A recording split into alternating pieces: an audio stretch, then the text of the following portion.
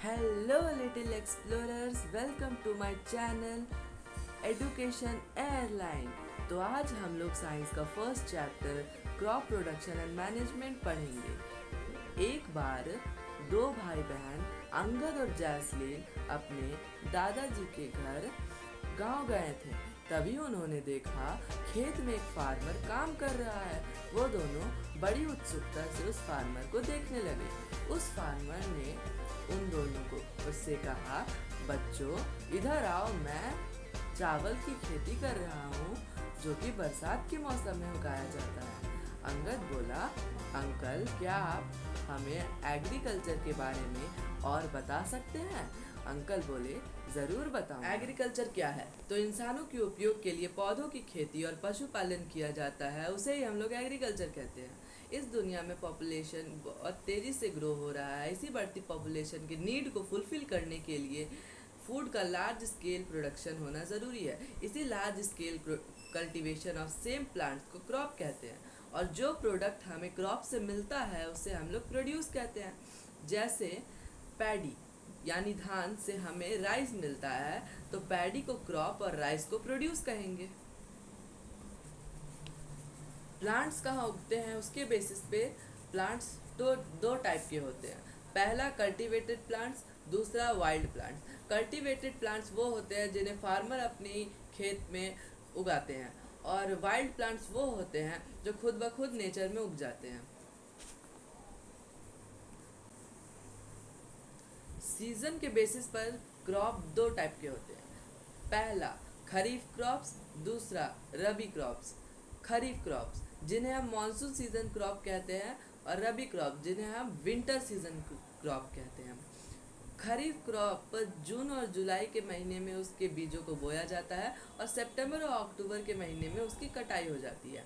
रबी crops को अक्टूबर नवंबर के महीने में बोया जाता है, और मार्च और अप्रैल के महीने में उसकी कटाई हो जाती है। खरीफ क्रॉप्स के एग्जाम्पल है rice, maize, groundnut, soybean, cotton, jowar, pulses. और रबी क्रॉप्स के एग्जाम्पल्स है wheat, gram, mustard, pea, potato, barley etcetera. अब जो फार्मर है वो बहुत सारा एक्टिविटी अपने खेत में परफॉर्म करता है ताकि अच्छा क्रॉप प्रोड्यूस हो। तो इन्हीं सब एक्टिविटीज़ को हम लोग एग्रीकल्चर प्रैक्टिसेस कहते हैं। कुछ बेसिक प्रैक्टिसेस हैं preparation of soil, sowing of seeds, manure and fertilisers, storage, harvesting, weeding, irrigation. Agricultural practices को परफॉर्म करने के लिए हमें बहुत सारे टूल्स की ज़रूरत पड़ती है, और इन्हीं टूल्स को हम लोग इम्प्लीमेंट्स कहते हैं। कुछ बेसिक इम्प्लीमेंट्स हैं प्लॉ। प्लॉ एक वुडन टूल होता है जिसे बैल के कंधे पर रख कर पूरे खेत में चलाया जाता है। दूसरा हो में एक वुडन स्टिक होता है जिसके माउथ पर एक नाइफ लाइक स्ट्रक्चर होता है जो कि आयरन का बना होता है और थोड़ा बेंड होता है।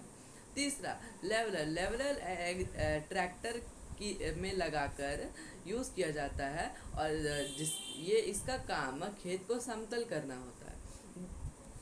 और लास्टली कल्टीवेट। आजकल जो फील्ड है उसको प्लॉ की मदद से नहीं किया जाता है, क्योंकि फील्ड्स बहुत बड़े बड़े होते हैं और उनमें प्लॉ की मदद से प्लॉइंग करने में बहुत दिक्कत आती है। तो इसी वजह से कल्टीवेटर का यूज़ किया जाता है, और ये कल्टीवेटर ट्रैक्टर के पीछे लगाकर पूरे खेत में घुमाया जाता है। Preparation of soil. सॉइल की प्रिपरेशन के मेनली 2 स्टेप्स होते हैं। पहला प्लॉइंग और दूसरा लेवलिंग। प्लॉइंग में जो खेत होता है वो सूख जाता है, उसका ऊपर का लेयर, तो इसीलिए उसको अंदर के फर्टाइल सॉइल ऊपर लाया जाता है, उस टर्न किया जाता है, लूज़ किया जाता है, उसी को हम लोग प्लॉइंग कहते हैं। दूसरा होता है लेवलिंग। सॉइल का लार्ज क्रम्स खेत में बन जाता है, उसी को तोड़ने के लिए और खेत के ज़मीन को समतल करने के लिए ये प्रोसेस किया जाता है। सीड्स को प्रिपेयर्ड सॉइल में डालना यानी बीजों को बोने को ही हम लोग सोइंग कहते हैं। अब सीड सोइंग करते वक्त, बीजों को बोते वक्त कुछ पॉइंट्स का ध्यान रखना होता है। पहला, सीड्स जो है वो हाई क्वालिटी के होने चाहिए, हेल्दी होने चाहिए और डिजीज़ फ्री होने चाहिए। दूसरा, जो सीड्स होगा वो ना ही ज़्यादा गहरा और ना ही ज़्यादा गहरे में बोया जाएगा, ना ही ज़्यादा ऊपर रखा जाएगा। अगर ऊपर रहेगा तो चिड़िया उसको खा जाएगा, अगर ज़्यादा नीचे रहा तो वो जर्मिनेट ही नहीं कर पाएगा। तीसरा, हर सीड के बीच प्रॉपर स्पेसिंग मेंटेन होना चाहिए। बीजों को बोते समय ये ध्यान रखना चाहिए कि ये स्पेस मेंटेन किया गया है ताकि ओवर क्राउडिंग से बचा जा सके। ट्रांसप्लांटेशन में सीड्स को पहले नर्सरी में ग्रो किया जाता है, उसके बाद फील्ड में ट्रांसफ़र कर दिया जाता है। अब ट्रांसप्लांटेशन के क्या क्या फ़ायदे हैं? पहला, फार्मर को हेल्दी सीडलिंग मिलता है। मतलब अगर कोई सीड खराब है तो अगर उसको डायरेक्टली खेत में बो दिया जाएगा तो अगर जो खराब सीड रहेगा उसका पता कैसे चलेगा वो खराब है, और फिर वो नहीं ग्रो होगा तो फिर फार्मर को नुकसान हो जाएगा। तो इसीलिए पहले उसको नर्सरी में ग्रो किया जाता है पॉट्स में, और उसके बाद जो सीड्स ग्रो करता है सिर्फ उसी को फील्ड में प्लांट किया जाता है। अब जो सीडलिंग होता है उसको प्रॉपर डिस्टेंस पे बोया जा सकता है। इसी तरीके से अगर सीड्स को डायरेक्टली सॉइल में बो दिया जाए और अगर वो नहीं उगता है तो दो प्लांट्स के बीच एक बहुत गैप बन जाएगा, जिससे फार्मर्स का एक प्लांट का नुकसान हो जाएगा। तो इससे अब हर एक स्पेस को यूटिलाइज किया जा सकता है, जिससे क्रॉप की प्रोडक्टिविटी इंक्रीज होती है।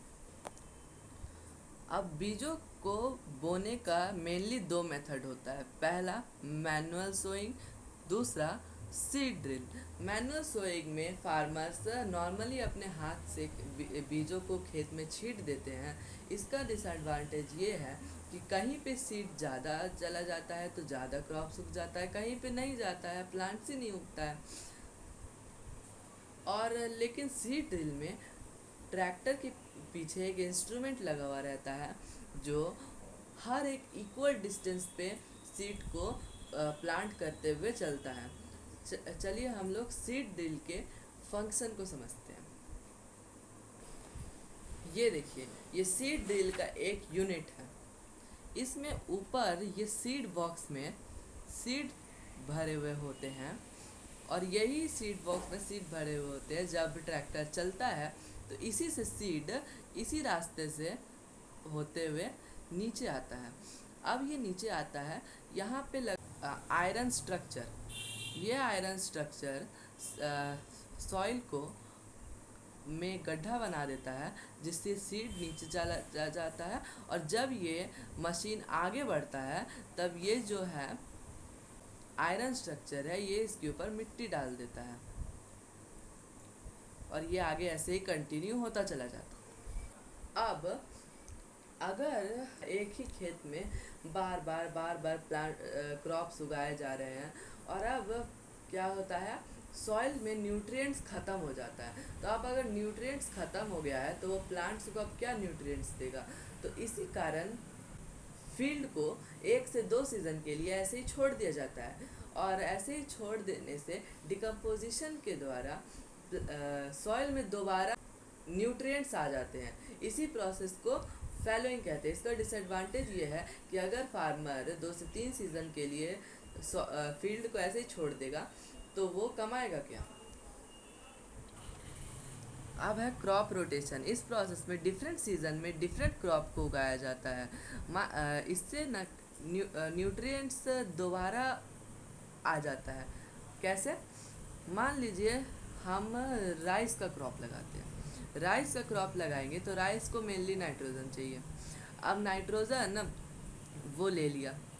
अब नेक्स्ट सीज़न में हम वीट लगाने से होगा ये कि वीट को पोटेशियम चाहिए, तो अब वो पोटेशियम लेगा, तब तक नाइट्रोजन दोबारा आ जाएगा खेत में। अब नाइट्रोजन दोबारा आ जाएगा खेत में, तो अगली बार राइस लगाएंगे तो नाइट्रोजन ले लेगा, तब तक फॉस्फोरस रिग्रो हो जाएगा। तो इसी प्रोसेस को हम लोग क्रॉप रोटेशन कहते हैं। फर्टिलाइजर्स और मैन्योर एक न्यूट्रिएंट रिच मटेरियल होता है जो कि सॉइल में डाला जाता है ताकि उसकी फर्टिलिटी इंक्रीज हो, वो फर्टाइल बन जाए, उसमें न्यूट्रिएंट्स आ जाए। मैन्योर एक ऑर्गेनिक सब्सटेंस होता है, ये नेचुरल होता है। इसको डिकम्पोज्ड प्लांट्स और एनिमल वेस्ट से बनाया जाता है और इसको सॉइल में तब मिक्स किया जाता है जब बीज नहीं बोया जाता है। जैसे कि फार्म यार्ड मैन्योर में जनरली गोबर होता है, सूखे पत्ते होते हैं, यूरिया होता है, स्ट्रॉज होते हैं, घास होते हैं।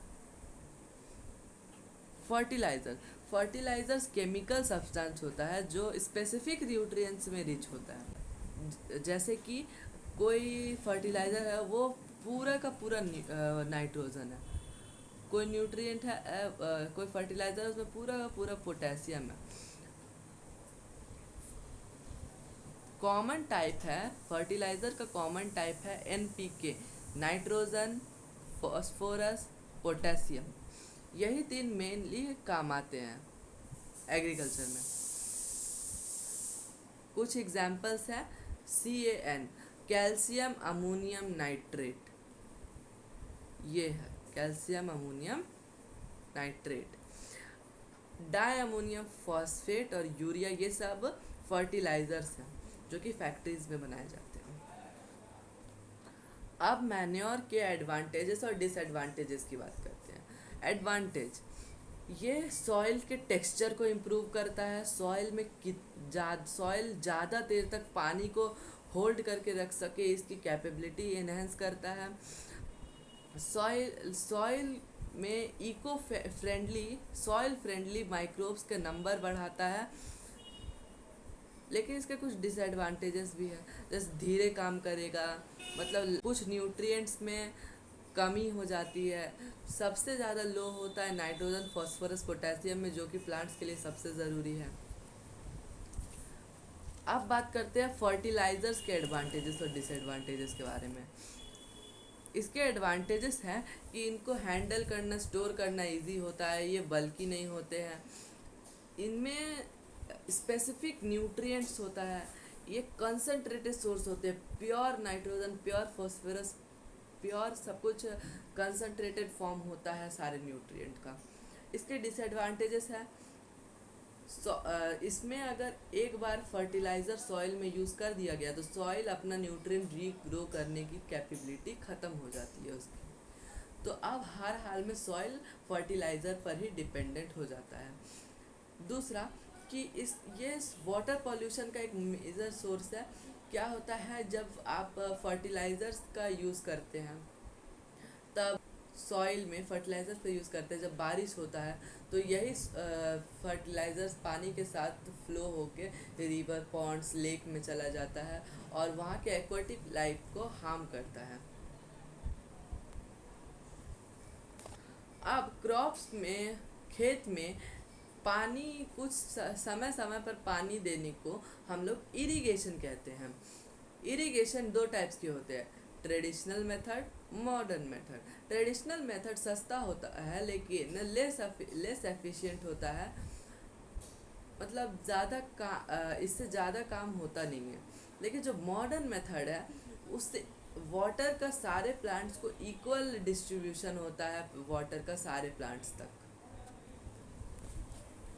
मॉडर्न मेथड इरिगेशन का दो टाइप का होता है मेनली। एक पहला स्प्रिंकलर सिस्टम, दूसरा ड्रिप सिस्टम। स्प्रिंकलर सिस्टम में एक पाइप होता है एक स्पेसिफिक डिस्टेंस पर, जिसमें रोटेटिंग नोजल्स लगे हुए होते हैं, उससे पानी चारों तरफ खेत में डिस्ट्रीब्यूट होता है, जैसा कि आप इस इमेज में देख सकते हैं। दूसरा होता है ड्रिप सिस्टम। ड्रिप सिस्टम में एक पाइपलाइन होता है जो कि ज़मीन के नीचे से, बिल्कुल नीचे से जाता है, जैसा कि इस पे देख सकते हैं। इससे पानी का बूंद नीचे गिरता है। थोड़ा थोड़ा थोड़ा थोड़ा। ये ये डायरेक्ट रूट्स तक पानी देता है, जिससे प्लांट्स बहुत अच्छे ग्रो होते हैं। और ये जहाँ पे पानी की कमी है वहाँ बहुत ज़्यादा काम आता है ये वाला सिस्टम। वीड्स, वीड्स तो होता है अनवांटेड प्लांट्स होता है, इसे उगाया नहीं जाता, ये क्रॉप्स के साथ अपने आप उग जाता है, जैसे कि nut grass, rubber vine and pond apple. Some weeds को हम लोग खाते भी हैं, जैसे एमरैंथस जिसे हम लोग चौलाई के नाम से जानते हैं, चेनोपोडियम जिसे भतुआ के नाम से जानते हैं, और वाइल्ड ओट जिसे हम लोग जावी के नाम से जानते हैं। ये सब उगाए नहीं जाते, ये सब अपने आप उग जाते हैं। इसका डिसएडवांटेज ये है कि ये जब उग जाता है तो ये जो क्रॉप है उसका न्यूट्रिएंट्स ले लेता है, उसका न्यूट्रिएंट्स ले लेता है, जिससे जो मेन क्रॉप है वो अच्छे से उग नहीं पाता है। वीड्स को रिमूव करने को ही हम लोग वीडिंग कहते हैं।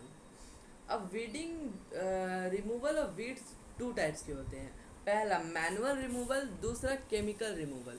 मैनुअल रिमूवल में खुरपी की मदद से एक एक वीड्स को उखाड़ दिया जाता है। दूसरा केमिकल रिमूवल में बीज बोने से पहले वीडीसाइड्स को स्प्रे कर दिया जाता है। वीडीसाइड से केमिकल आता है जो अनवांटेड प्लांट्स वीड्स को नहीं उगने देता है। ये बहुत खतरनाक होता है, पॉइजनस होता है, इसीलिए फार्मर्स को वीडिंग करते टाइम कुछ प्रिकॉशंस का ध्यान रखना चाहिए, जैसे कि नोज़ और माउथ को कवर कर लेना। अब फसल उग गया है तो अब फसल की कटाई भी होगी, तो जो उगा हुआ फसल मैच्योर क्रॉप होता है उसको, उसकी कटिंग को ही हम लोग हार्वेस्टिंग कहते हैं। एक प्रोसेस है जिसमें ग्रेन्स को सेपरेट किया जाता है हार्वेस्टेड क्रॉप से, जैसे पैडी से राइस को निकालना, उस प्रोसेस को थ्रेसिंग कहते हैं। थ्रेसिंग दो तरीके से किया जाता है, मैनुअल और एक मशीन से। मैनुअल थ्रेसिंग में जो हार्वेस्टेड क्रॉप है उसको एक पत्थर पे पटक पटक के सेपरेट किया जाता है, और दूसरा जो मशीन होता है उसमें मशीन में हार्वेस्टेड क्रॉप डाला जाता है और वो अलग दूसरी तरफ से ग्रेन्स निकलता है। उस मशीन को हम लोग थ्रेसर कहते हैं। थ्रेसिंग के बाद ग्रेन्स को सेपरेट करना पड़ता है हस्क से, मतलब जब सेपरेट किया जाता है थ्रेसिंग में तब ग्रेन्स के साथ साथ धूल भी होता है उस ग्रेन्स में, तो अब उसको सेपरेट करने को ही हम लोग विनोइंग कहते हैं। जो थ्रेस्ड क्रॉप होता है उसको एक हाइट से गिराया जाता है, जिससे जो हैवी ग्रेन्स होता है वो नीचे गिर जाता है, और जो लाइट हस्क होता है वो उड़ जाता है विंड से।